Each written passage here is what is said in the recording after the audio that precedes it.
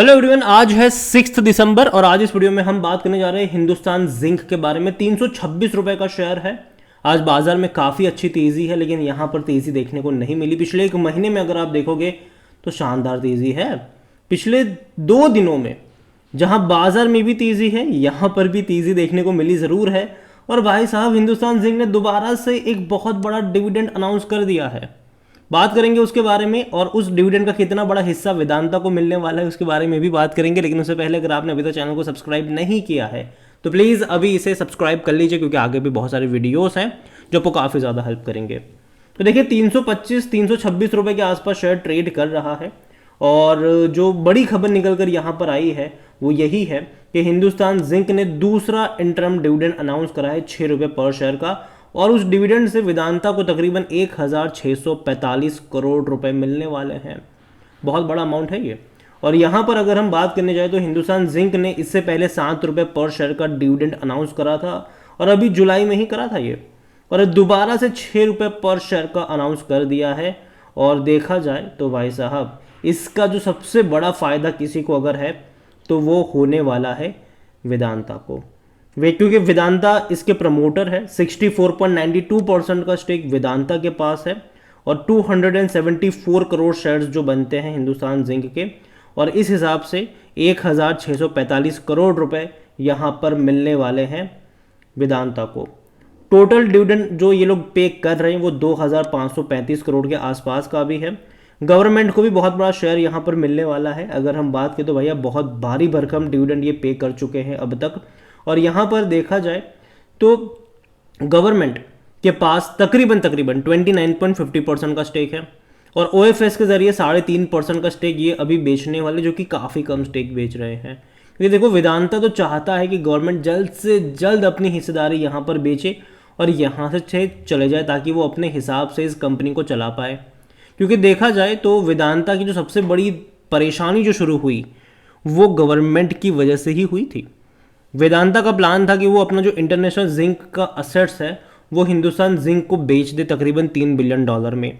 और अगर वो आ जाता तो भैया वेदांता को पैसों के लिए इतना भटकना नहीं पड़ता। ठीक है, अभी जिस तरीके से वो डेट चुकाने के लिए जिस तरीके से पैसा रेज कर रहे हैं वो नहीं करना पड़ता। लेकिन दिक्कत में अभी है, और देखते हैं कि गवर्नमेंट आगे किस तरीके से अपना होल्डिंग बेचेगी। लेकिन 3.5% का स्टेक ही बेचने का अभी तो प्लान है। ठीक है, देखते हैं कि कब ये चीज़ें आती है।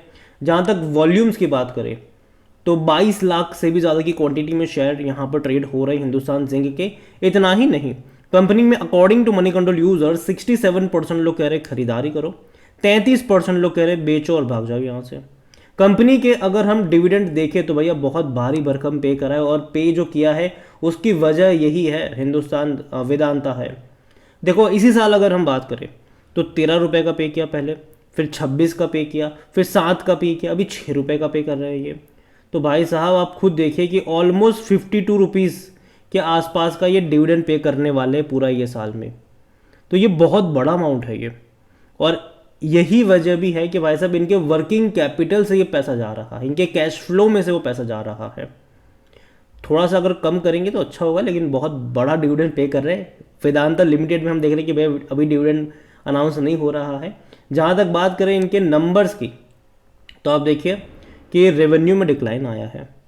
देखिए, फंडामेंटल्स पे जाइए। 6 रुपये का आपको अगर डिविडेंड पे कर रहा है, इसका मतलब ये नहीं है कि कंपनी अच्छी हो गई। यहाँ पर 50 रुपये का पे किया, इसका मतलब ये नहीं कि कंपनी अच्छी हालांकि फ़ायदा हुआ ही है। ठीक है, फ़ायदा हुआ ही है। यहाँ पर देखो तो 8,500 करोड़ से घट गया है ये रेवेन्यू। प्रॉफिट अगर आप देखोगे तो प्रॉफिट कितना है इनका, अभी 1,729 करोड़ के आसपास का इनका प्रॉफिट हुआ था सितंबर क्वार्टर में। ठीक है, और अभी ये जो डिविडेंड पे कर रहे हैं ना भाई साहब, पूरे साल का जितना कमाया नहीं है ना उससे 2 गुना ज़्यादा इन्होंने डिविडेंड पे आउट कर दिया है।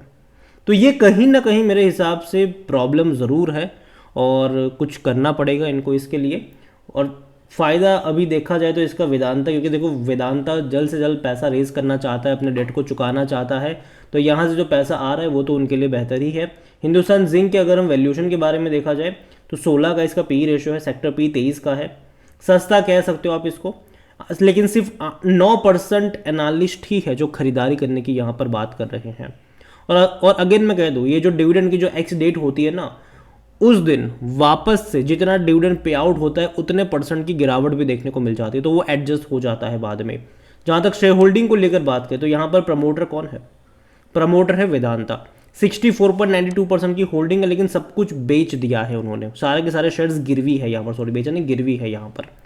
गिरवी का मतलब भाई साहब यही है कि इवन गिरवी रखने की ज़रूरत क्यों पड़ी, क्योंकि अभी हाल फिलहाल में ही इन्होंने थोड़े से और शेयर्स गिरवी रखे। आप पहले देखो, अगर मार्च तक देखें तो सिर्फ, हालांकि होल्डिंग तब भी ज़्यादा ही थी, 56.87% का ही स्टेक गिरवी था। अभी और शेयर्स गिरवी रख दिए, ऑलमोस्ट सारा गिरवी रख दिया इन्होंने, और पैसा रेस करा बाजार से। वेदांता के शेयर बेचकर पैसा रेस करा डेट को चुकाने के लिए वेदांता, और अभी $1.2 बिलियन भी रेस करने का प्लान है। तो यहाँ पर वेदांता का जो डेट है ना, वो हिंदुस्तान जिंक को भारी पड़ रहा है यहाँ पर। जहाँ तक म्यूचुअल फंड्स की बात करें, देखो बड़े बड़े फंड हाउस की होल्डिंग बहुत कम है यहाँ पर। 0.04% है म्यूचुअल फंड्स के पास, 2.94% है डोमेस्टिक के पास, 0.75% है एफआईएल्स के पास। यहाँ पर रिटेल के पास 1.55% की होल्डिंग है। अदर पार्टीज में जो आप 29.80% देख रहे हो ना, वो होल्डिंग गवर्नमेंट ओन करती है, ठीक है। और गवर्नमेंट अपना शेयर ऑफलोड करने का प्लान कर भी रही है, देखते हैं कि कब ऑफलोड करेगी, लेकिन एक साथ नहीं करेगी, धीरे धीरे करने का प्लान है। और भाई साहब, जब गवर्नमेंट अपना स्टेक और ऑफलोड करेगी तब यहाँ पर कुछ लूज एंड्स भी आएंगे, क्योंकि अभी तो देखो रिटेल वालों के पास ही 1.55% का ही स्टेक है, ठीक है। अभी ज़्यादातर जो क्वांटिटी है वो प्रमोटर के पास है और गवर्नमेंट के पास है, तो प्राइस कंट्रोल भी हो जाता है, ठीक है, क्योंकि उतने ज़्यादा शेयर्स मार्केट में बिकने के लिए आते नहीं है, तो प्राइस कंट्रोल हो जाता है। लेकिन जिस दिन गवर्नमेंट अपनी होल्डिंग धीरे धीरे कम करना शुरू करेगी ना, तब शायद ये भी हो सकता है कि रिटेल की जो पार्टिसिपेशन है वो अगर बढ़ गया है यहाँ पर, तो उसके चलते फिर प्राइस उस तरीके से कंट्रोल भी नहीं हो पाएगा। तो देखिए, यहाँ पर हिंदुस्तान जिंक मेरे हिसाब से कंपनी खराब नहीं है, लेकिन वेदांता का जो कर्जा है वो इनके लिए भारी पड़ रहा है। और हालांकि उसमें आप ये भी कह सकते हो कि हाँ, डिविडेंड के फॉर्म में बहुत सारा पैसा लोगों को मिला भी है। पिछले एक साल में अगर आप देखोगे तो 3.5% की तेज़ी है, लेकिन अगर आप डिविडेंड को काउंट करोगे तो भाई साहब पैसा तो बना है, लेकिन तेज़ी नहीं आ पाती है। यहाँ पर आप देखो तो रेजिस्टेंस बैठा है, ये जो 330 रुपये वाला जो लेवल है ना, 330 से 340 रुपये का जो लेवल है, वो एक रेजिस्टेंस वाला लेवल लग रहा है। इससे पहले भी वहाँ जब भी जाते थे इसके हाथ पैर फूलते थे, और ये नीचे की तरफ आया है। इस बार देखते हैं कि जा पाता है कि नहीं, लेकिन मैं अगेन कहूँगा कि सिर्फ डिविडेंड के चक्कर में खरीदारी करने मत लग जाइएगा। यहाँ पर सिर्फ डिविडेंड के चक्कर में खरीदारी मत करिएगा, क्योंकि दिक्कत में है ये कंपनी, और उसकी वजह है वेदांता। वेदांता की वजह से बहुत सारा पैसा इनके कैश, मतलब इनके बैलेंस शीट से निकला है। आगे भी शायद हो सकता है कि कुछ पैसा और निकलेगा डिविडेंड के फॉर्म में। तो मैं यही कहूँगा आपसे कि जल्दबाजी मत करना, बीच बीच में करेक्शन यहाँ पर एक्सपेक्टेड रहेंगे। अभी ये जो तेज़ी आप देख रहे हो पिछले एक महीने में, खासकर जो पिछले 3 दिन में आई है, उसकी सबसे बड़ी वजह यहाँ पर यही है कि भाई बाजार भी बहुत अच्छे मूड में था और डिविडेंड भी इन्होंने अनाउंस करा, और डिविडेंड अनाउंसमेंट के चलते भी थोड़ी बहुत तेज़ी आ जाती है, लेकिन बाद में ये एडजस्ट भी होगा। जब डिविडेंड की एक्स डेट होगी तब ये एडजस्ट भी हो जाएगा। तो देखिए, मेरे हिसाब से अभी के लिए तो मैं हिंदुस्तान जिंक को अवॉइड करना ज़्यादा पसंद करूँगा मेरे हिसाब से। और वापस अगर ये गिरावट दिखाता है तो यहाँ पर देखते हैं कि क्या चीज़ें बनती है। लेकिन हिंदुस्तान जिंक मैं अभी उतना ज़्यादा पॉजिटिव अभी नहीं हूँ इस कंपनी में, खास करके 300 से 2 ही दिन में जब ये 325 पर जा चुका है, जब इतनी बड़ी तेज़ी दिखा चुका है, तो थोड़ा सा वेट करना मेरे हिसाब से ज़्यादा रहेगा, ये मेरा मानना है। बाकी मर्जी आपकी है। इसके अलावा अगर आप चाहते हैं कि मैं वेदांता लिमिटेड के ऊपर भी एक डिटेल वीडियो बनाऊं, जो कि हाल फिलहाल में मैंने बनाया भी था $1.2 बिलियन रेज करने को लेकर, तो लेटेस्ट अपडेट भी बहुत सारी आ रही है। अगर आप चाहते हैं कि मैं उसके ऊपर भी बात करूं तो कमेंट में वेदांता भी लिखिएगा। जितनी ज़्यादा कमेंट आएगी उतना जल्दी वीडियो आएगा। वीडियो को यहीं पे एंड करता हूँ। पसंद आया हो तो लाइक करें, शेयर करें।